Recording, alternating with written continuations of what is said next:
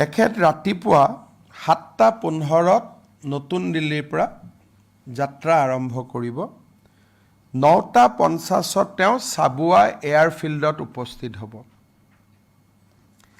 তেওঁ 10টা বজাত চাবুৱাৰ পৰা মৰাণলৈকে আহিব আৰু মৰাণৰ যি আমাৰ ইমাৰ্জেঞ্চি লেণ্ডিং ফিল্ড বা এডভান্স লেণ্ডিং ফিল্ডত তেওঁ অৱতৰণ কৰিব। প্ৰধানমন্ত্ৰী ডাঙৰীয়া প্ৰথম ৰাস্তাত হাইৱেত নামিব আৰু প্ৰধানমন্ত্ৰী ডাঙৰীয়া নামি এখন আমি সৰু ষ্টেজ বনাইছোঁ, তালৈকে তেখেতে যাব আৰু আধা ঘণ্টা সময়ৰ ভিতৰত 16খন বিমান, কিছুমানে লেণ্ড কৰিব, কিছুমান ওপৰত উৰিব।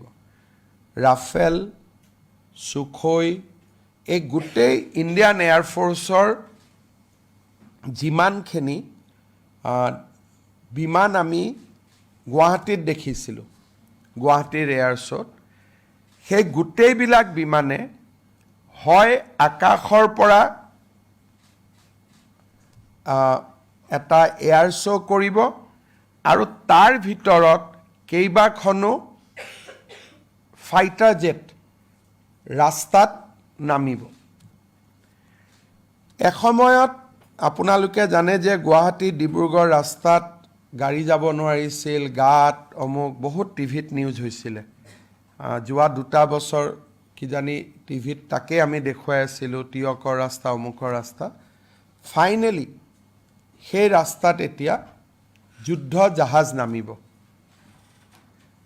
ইয়াৰ পিছত তেখেত 12:30 গুৱাহাটী এয়াৰপৰ্টলৈকে উভতি আহিব আৰু গুৱাহাটী এয়াৰপৰ্টত আহিবৰ কাৰণে তেওঁ বিমানবন্দৰত নাযায়, মৰাণৰ ৰাস্তাৰ পৰাই তেওঁ উঠিব আৰু গুৱাহাটীলৈকে আহিব। তেওঁ ডিব্ৰুগড় বিমানবন্দৰতো নাযায়, চাবুৱাতো নাযায়। He will take off from the Moran ELF by IF flight 130 C-130 আৰু তেওঁ মৰাণৰ পৰাই পোনে পোনে গুৱাহাটীলৈকে আহিব। চ' এটা হিষ্টৰিক ডে হ'ব। গুৱাহাটীত আহি তেখেতে প্ৰথম আমাৰ 1টাৰ পৰা 1:15লৈকে গুৱাহাটী উত্তৰ গুৱাহাটী ব্ৰিজখন তেওঁ ইনগ্ৰেট কৰিব আৰু সমান্তৰালভাৱে তেওঁ ব্ৰিজখন নিজে চাব। গুৱাহাটী নৰ্থ গুৱাহাটী ব্ৰিজৰ আজি ৰাতি মোৰ এটা ফেচবুক লাইভ আছে, তাৰ পৰা মই দিম। ইয়াৰ যিটো কাৰিকৰী, it is a extradosed bridge. ইণ্ডিয়াত এক্সট্ৰা ড'জ ব্ৰিজ হাৰ্ডলি 2খন বা 3খন আছে। So' it is not only a bridge, also a architectural marvel. The Guwahati North Guwahati Bridge is not another bridge like jitu ami bortomanor Horaighat dolongkhon ase. This is a architectural marvel. Aru eta kotha apnalokok moi jonai thobo khujisu, which is very important. গুৱাহাটীৰ শৰাইঘাট ব্ৰিজৰ যিটো জাগাত আমি ব্ৰিজখন বনোৱা আছে, তাত ব্ৰহ্মপুত্ৰৰ পানী নকমে, বিকজ ইট ইজ এ নেৰো পাছ। এটা 1962ত যেতিয়া আমাৰ পুৰণা ইঞ্জিনিয়াৰসকলে বনাইছিল, দে ৱেৰ ভেৰি মেটিকুলাছ। গুৱাহাটীৰ উত্তৰ গুৱাহাটীখন তেওঁলোকে যোগ নকৰি আমিনগাঁৱলৈকে কিয় গৈছিলে? কাৰণ তেওঁলোকে চাইছিলে যে এই এৰিয়াত আটাইতকৈ কম পানীৰ ওপৰত কি ব্ৰিজ বনিব পাৰি। That was the beauty of their intellectuality, যে আমি এনেকে ব্ৰিজ বনাম। কিন্তু এই ব্ৰিজখন যদি আপোনালোকে চাব যায়, পানীটো কেতিয়াবা নৰ্থ গুৱাহাটীৰ ফালে গুচি যায় আৰু চাউথ গুৱাহাটীখন গোটেই বাম হৈ যায়। কেতিয়াবা নৰ্থ গুৱাহাটীখন বাম হৈ যায়, পানীটো চাউথ গুৱাহাটীত আহে। দেট যিটো ষ্টেবিলিটি লাগে পাইলছক, পাইলে ষ্টেবিলিটি নাপায়। কাৰণ সি পানী কেতিয়াবা এফালে গুচি যায় এফালে বোকা হৈ যায় আৰু বোকা হ'লে পানীটো নামি যোৱাৰ সময়ত তাত এটা ঘূৰণীয়া চক্ৰ সৃষ্টি কৰে যোনে ব্ৰিজৰ পাইলটো উইক কৰি দিয়ে so the position যিটো আমি লৈছোঁ it was against all odd সেইকাৰণে আগৰ আপোনালোকে ভাবিব পাৰে যে 62ত গুৱাহাটীৰ মাজেদি ব্ৰিজখন নবনাই আমাৰ দেউতাসকলে জালুকবাৰীলৈকে কিয় লৈ গ'ল because this is most difficult area আৰু ই বাঢ়ি থাকে so this Guwahati North Guwahati bridge is a architectural marvel achieved by our local PWD engineer National Highway Authority kora nai it has been done by our engineers যিয়ে আপোনালোকক বুজাব যে আমাৰ capacity কিমান বাঢ়িছে প্ৰধানমন্ত্ৰী ডাঙৰীয়াই ব্ৰিজখন কৰাৰ পিছত তেখেতে লাচিত ঘাটলৈ আহিব লাচিত ঘাটত বিশেষ কোনো অনুষ্ঠান নাথাকে কিন্তু লাচিত ঘাটৰ পৰা তেখেতে আনুষ্ঠানিকভাৱে IIM গুৱাহাটীৰ টেম্পোৰাৰী কেম্পাছটো ইনগ্ৰেট কৰিব টেম্পোৰাৰী কেম্পাছটো ক'ত হ'ব টেম্পোৰাৰী কেম্পাছটো হ'ব আমাৰ বঙৰাত য'ত IT চিটি আমি বনাইছোঁ তাতে আমি হোষ্টেল বনাইছোঁ তাতে আমি ক্লাছ ল'ব পৰা ব্যৱস্থা কৰিছোঁ গতিকে বঙৰাত আমাৰ প্ৰথম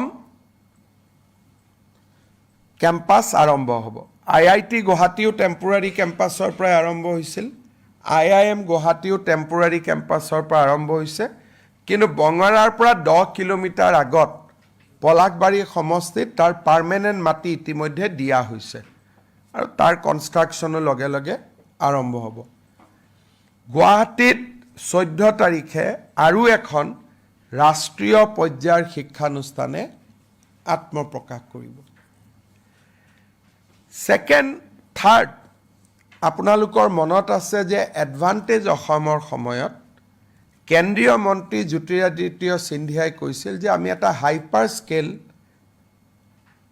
ডেটা সেন্টাৰ এটা আমি গুৱাহাটীত স্থাপন কৰিম আমিনগাঁৱত NIC-এ hyperscale data centre AI enable ইতিমধ্যে তাত প্ৰস্তুত কৰি উলিয়াইছে প্ৰধানমন্ত্ৰী ডাঙৰীয়াই তাৰ শুভ উদ্বোধন কৰিব